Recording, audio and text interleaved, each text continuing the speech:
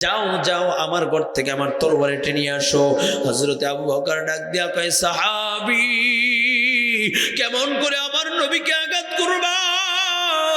এ সাহাবী, আমার নবী বড় দুর্বল, আমার নবীকে আঘাত করলে নবী আমার সহ্য করতে পারবে না।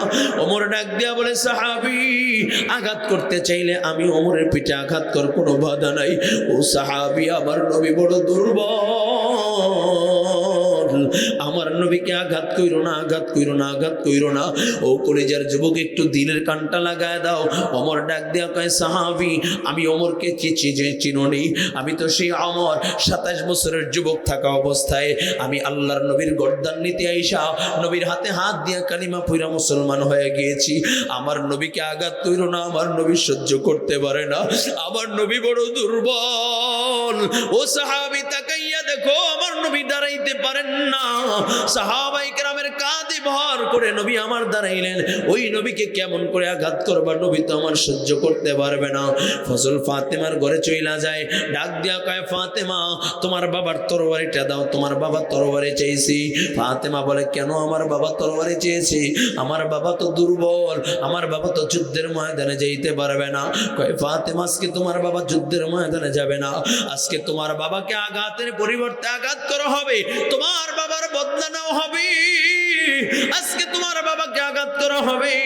ফাতেমা একটা চিৎকার মারিয়া ডাক দিয়া বলে, হাসান এরে হোসাইন, যা যা যা তোর নানার কাছে যা, আজকে নাকি তোর নানাকে আঘাত করবে। এরে বাবা, তোর নানাকে আঘাত করলে তোর মা সহ্য করতে পারবে না। এই দুনিয়ায় তোর নানা ছাড়া আমার আপনজন বলতে কেউ নাই।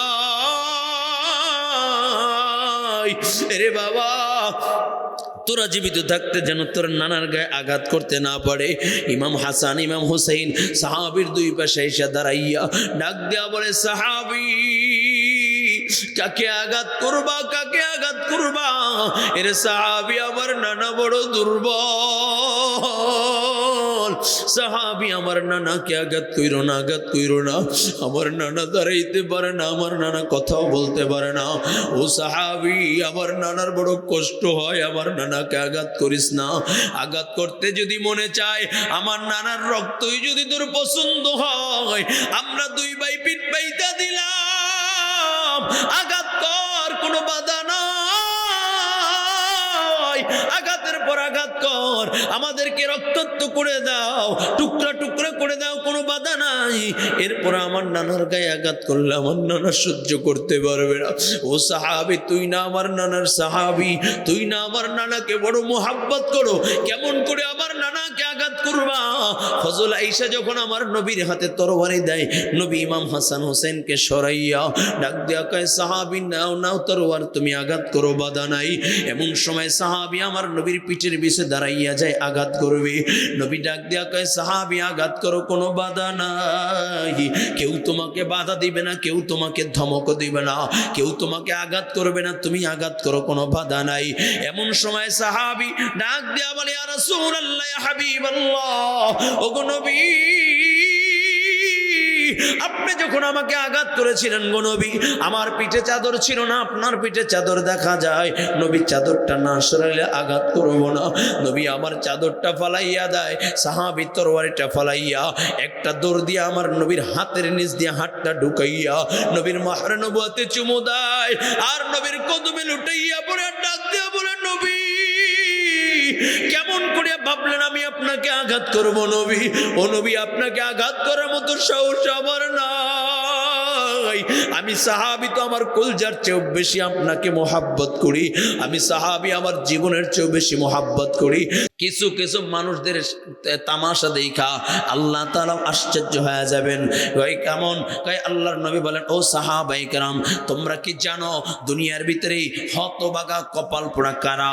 নবী আমার যখন বললেন, সাহাবায়ে কেরাম বলেন, ইয়া রাসূলুল্লাহ, ইয়া হাবিবাল্লাহ, দুনিয়ায় হতভাগা কপাল পোড়া হইল ওই ব্যক্তি যার ঘর নাই, খাবার ব্যবস্থা নাই, থাকার ব্যবস্থা নাই, বস্ত্র নাই, তার মতো হতভাগা কপাল পোড়ার কেউ নাই। নবী আমার ডাক দিয়া কয়, না না ও সাহাবায়ে কেরাম, তারা হতভাগা নয়, হতভাগা হইল ওই ব্যক্তি যে কাল কিয়ামতের ময়দানে পাহাড় সমতুল্য নেকি নিয়ে দাঁড়াইবে, নেকির কোনো অভাব নাই, অভাব নাই। নেকির কোনো অভাব নাই, পাহাড় সমতুল্য নেকি নিয়ে দাঁড়াইবে। আল্লাহ পাক রব্বুল আলামিন নেকি দেখা জান্নাতের ফয়সালা দিবি। এমন সময় আল্লাহ পাক রব্বুল আলামিনকে ডাক দেয়া কিছু আল্লাহর বান্দা বলবে, আল্লাহ তুমি তোমার বান্দাকে জান্নাত দাও, কোনো আপত্তি নাই, কিন্তু তোমার বান্দার সাথে আমার কিছু বোঝাপড়া আছে, তোমার বান্দার সাথে আমার কিছু মুআমালাত আছে। আল্লাহ ডাক দিয়া বলবে, বান্দা কি? বলবে, আল্লাহ দুনিয়ার হায়াতে তোমার বান্দা তোমার ইবাদত করছে, নামাজ পড়ছে, আল্লাহ হজ করছে, রমজানের রোজা রাখছে, আয় আল্লাহ দান সদকাও করেছে, কিন্তু আল্লাহ তোমার বান্দা আমার হক নষ্ট করেছে। কেমন কয়? আল্লাহ তোমার বান্দার ঘর আমার ঘর পাশাপাশি ছিল, আমার জমির ভিতরে তার জমি ঠেলিয়া দিয়েছে, আমার কাছ থেকে টাকা নিয়েছে আর দেয় নাই, আমার সম্পদ মেরে খেয়েছে। আল্লাহ আগে তোমার বান্দা আমার হক আদায় করে দিক, এরপরে জান্নাতে যাক, আমার কোনো আপত্তি নাই। আল্লাহ পাক রব্বুল আলামিন ডাক দেয়া বলে, বান্দা আমার বান্দার হক আদায় করে দাও। বান্দা বলবে, আল্লাহ আমার বান্দার হক কেমন করে আদায় করব? ও যুবক ভালো করে বুঝবেন, একটা হক হলো হকুল ইবাদ, আর একটা হলো হকুল মাওলা। একটা হলো আল্লাহ তাআলার হক, আর একটা হলো বান্দার হক। আল্লাহর হক আল্লাহ ইচ্ছা করলে মাফ করতে পারে, যেমন নামাজ একক তো পড়েন নাই, আল্লাহ ইচ্ছা করলে মাফ করতে পারবে। অনেক সময় রমজানের রোজা একটা মিস করছেন, আল্লাহ ইচ্ছা করলে মাফ করে দিতে পারে। কিন্তু আর একটা হলো বান্দার হক, আল্লাহ তাআলা মাফ করবেন না। বান্দা যতক্ষণ না পর্যন্ত মাফ না করবে, আল্লাহ তাআলা মাফ করবে না। ও কলেজের যুবক, একটু দিলের কানটা লাগা দাও, আর কয়েক মিনিটের ভিতরে শেষ করে দিব রে বাবা, আর 10 মিনিটের ভিতরে ইনশাআল্লাহ দোয়া হয়ে যাবে। একটু দিলের কানটা লাগায় দাও, আল্লাহকে ডাক দিয়া বলবে, আল্লাহ তোমার বান্দা আমার হক আদায় করুক, তারপরে জান্নাতে যাক, আমার কোনো বাধা নাই। আল্লাহ পাক রব্বুল আলামিন ডাক দিয়া বলবে, রে বান্দা আমার বান্দার হক আদায় করে দাও।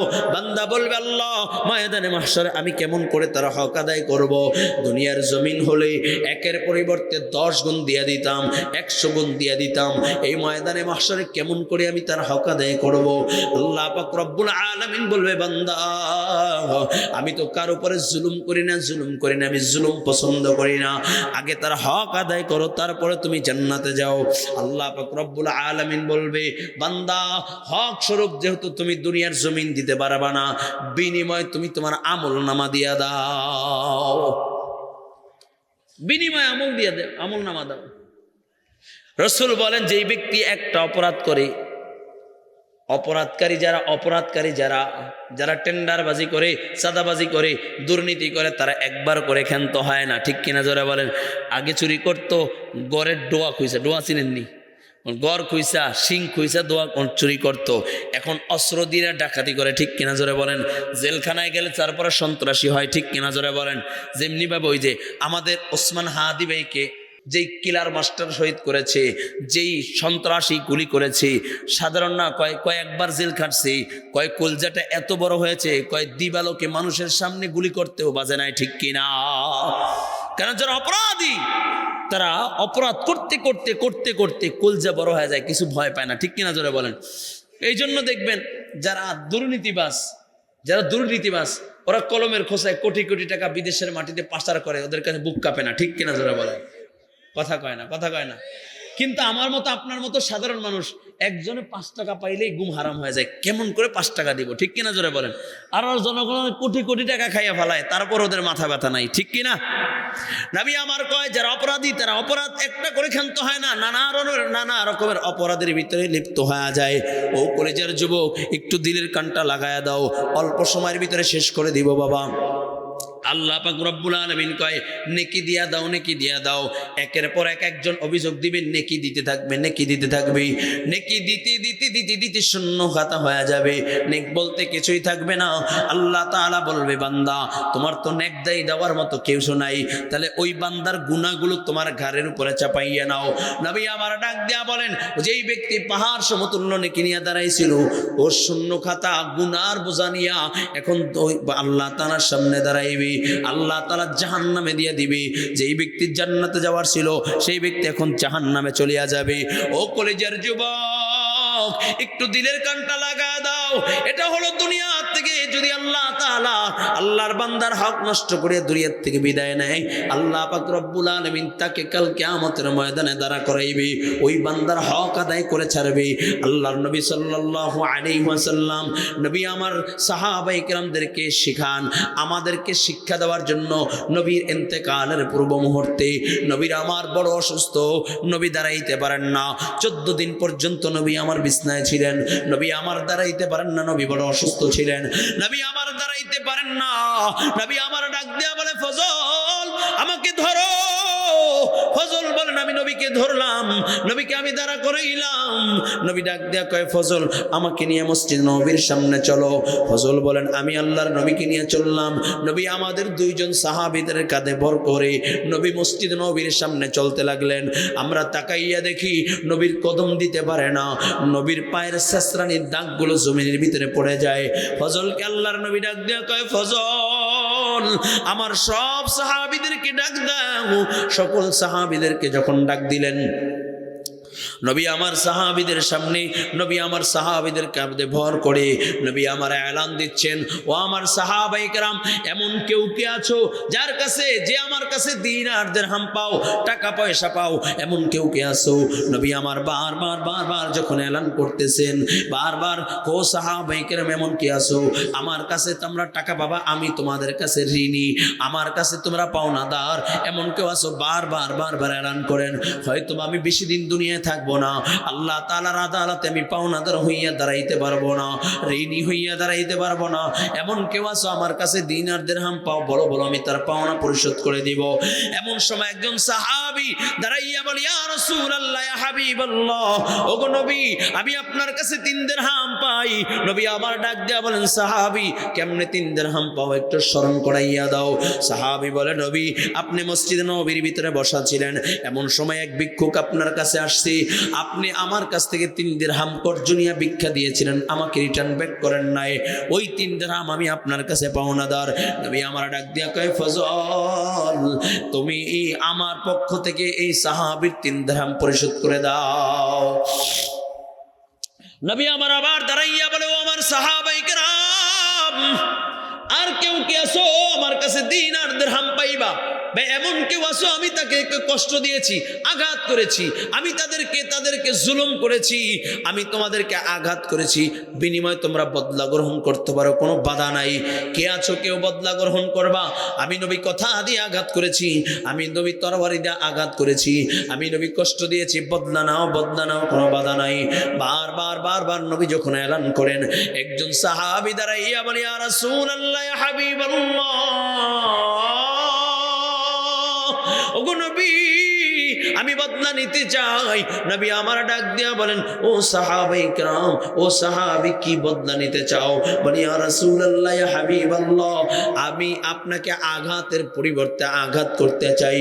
নবী ডাক দিয়া কয়, সাহাবী আমি তোমাকে কেমন করে আঘাত করেছি, কখন আঘাত করেছি একটু স্মরণ করাইয়া দাও। সাহাবী ডাক দিয়া বলি, ইয়া রাসূলুল্লাহ, ইয়া হাবিবাল্লাহ, ওগো নবী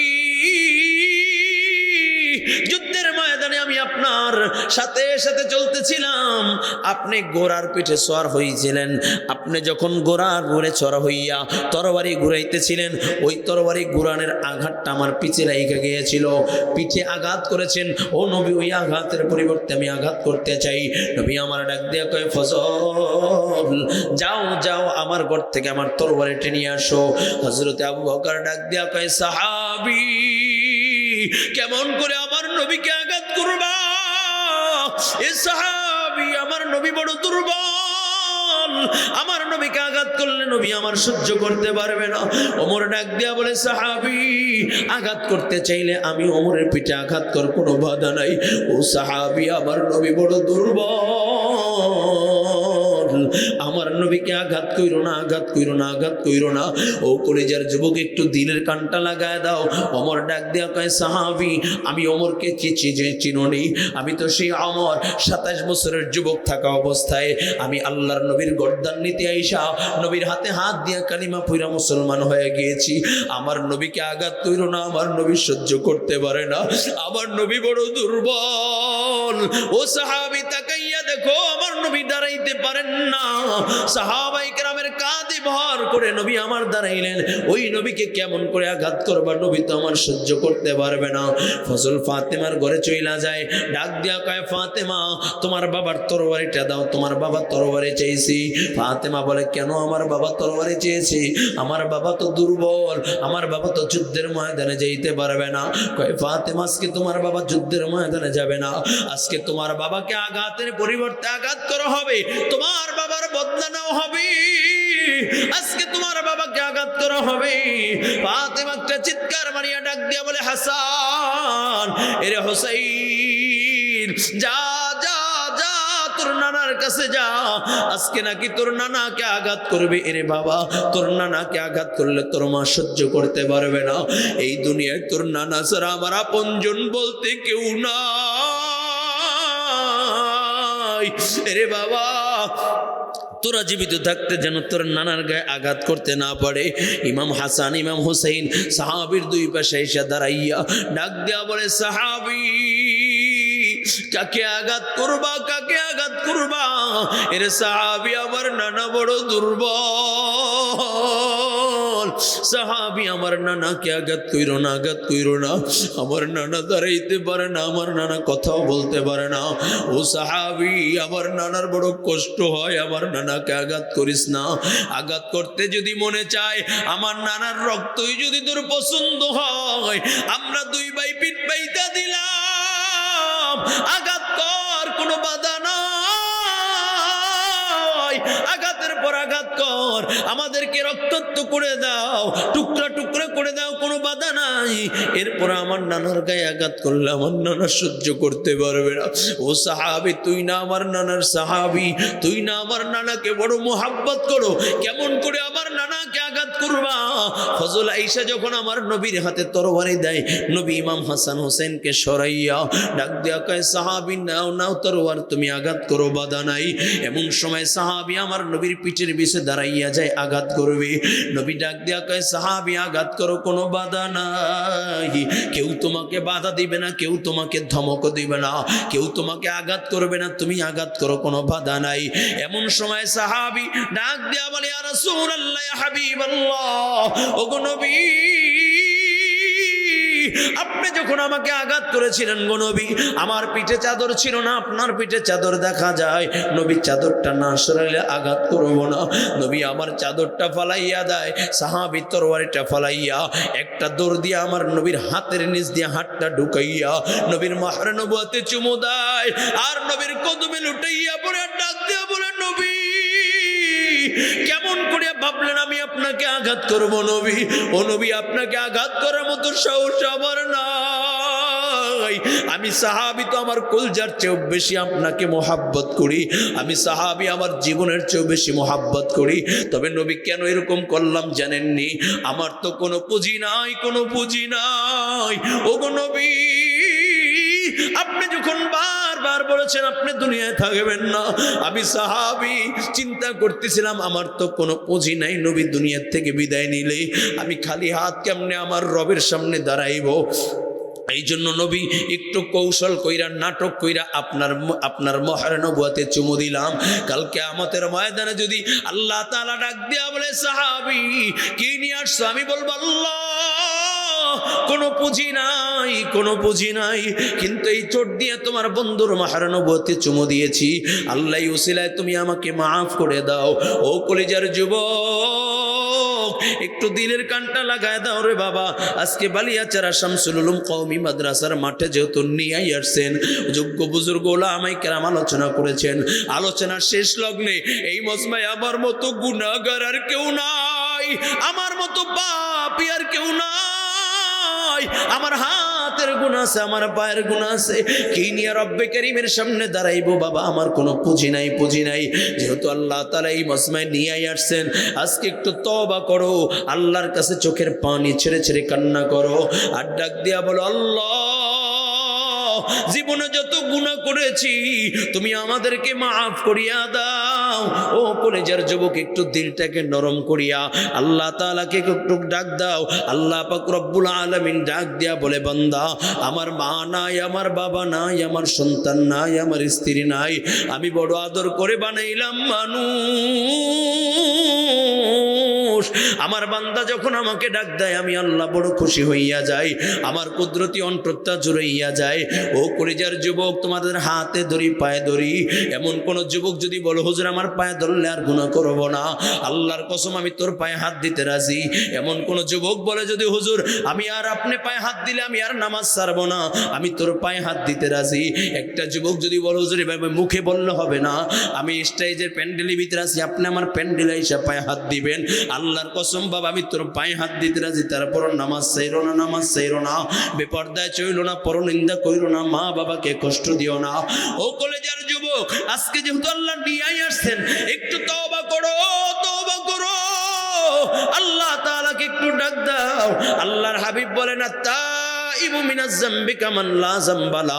নবী আমার কয় যে ব্যক্তি তওবা করে সে এমন হয়ে যায় যখন মা যখন সন্তান জন্ম দেয় ওই সন্তানের যেমনি ভাবে কোনো গুনাহ থাকে না, তওবাকারী বান্দার আমলনামায় কোনো গুনাহ থাকে না। ও কলেজার যুবক, আল্লাহর নবী বলেন তাইবু হাবিবুল্লাহ, তওবাকারী হইল আল্লাহ তাআলার বন্ধু। ও কলেজার যুবক, আল্লাহর বন্ধু যদি হতে চাও, বিগত দিনে যত গুনাহ করেছি আমি গুনাহগার, তওবার নিয়তে হাত বাড়াইয়া দিব। তোমরাও যারা আছো আজকে গুনার থেকে তওবা করবা, আর বলবা হুজুর আর নামাজ ছাড়বো না। অনেক যুবক বলে হুজুর নামাজ পড়ার সময় পাই না, পড়াশোনার বড় ব্যস্ততা। ও যুবক তাকাইয়া দেখো, কলেজ ভার্সিটি স্কুলে অনেক ছাত্র আছে নামাজ ছাড়ে না, তুমি কেন পারবা না? অনেক যুবক বলে হুজুর ব্যবসার বড় চাপ, নামাজ পড়ার সময় পাই না। তাকাইয়া দেখো কত ব্যবসাওয়ালা ভাই নামাজ ছাড়ে না, তুমি কেন পারবা না? অনেক রিক্সাওয়ালা বলে হুজুর রিক্সা চালাই, বড় কষ্ট করে ইনকাম করে, নামাজ পড়ার সময় পাই না। ও রিক্সাওয়ালা ভাই তাকাইয়া দেখো কত রিক্সাওয়ালা ভাই আজান দিলে রিক্সা বন্ধ করে নামাজ পড়ে, তুমি কেন পারবা না? ও যুবক, ও আমার মুরব্বী বাবা, ও পর্দার আমার আম্মা জান বলে হুজুর সংসারের ব্যস্ততার কারণে নামাজ পড়ার সময় পাই না। তাকাইয়া দেখো মা, কত আল্লাহর বান্দি নামাজ ছাড়ে না, তুমি কেন পারবা না? কপাল বুঝি পুড়িয়া গেছে, কপাল বুঝি পুড়িয়া গেছে। আজকে যেহেতু আল্লাহ মাদ্রাসার ময়দানে যেহেতু নিয়ে আসছেন, আজকে একটু তওবা করবা, আর নামাজ ছাড়বো না, বেপরদায় চলবো না, পরনিন্দা করবো না, মা বাবাকে কষ্ট দিব না। তওবা করতে যদি মনে চায়, আমার আল্লাহর মাহবুব বান্দা হইতে যদি মনে চায়, দুইটা হাত আমার আল্লাহকে দেখাইয়া দাও।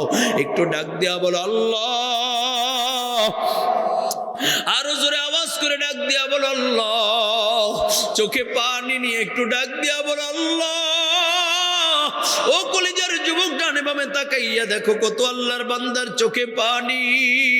ওই কান্নাওয়ালা ভাইয়ের কাছ থেকে দোয়া নাও, আর ডাক দিয়া বলো আল্লাহ তুমি আমাদেরকে মাফ করিয়া দাও, মাফ করিয়া দাও। বিগত দিনে যত অপরাধ করেছি, অন্যায় করেছি, আজকে তওবা করলাম, আর গুনাহ করব না, করব না, করব না। বলো বলো, হাতটা নাড়াইয়া বলো আল্লাহ আর গুনাহ করব না, করব না, করব না, বেপরদায় চলবো না, পরনিন্দা করব না, মা বাবাকে কষ্ট দিব না।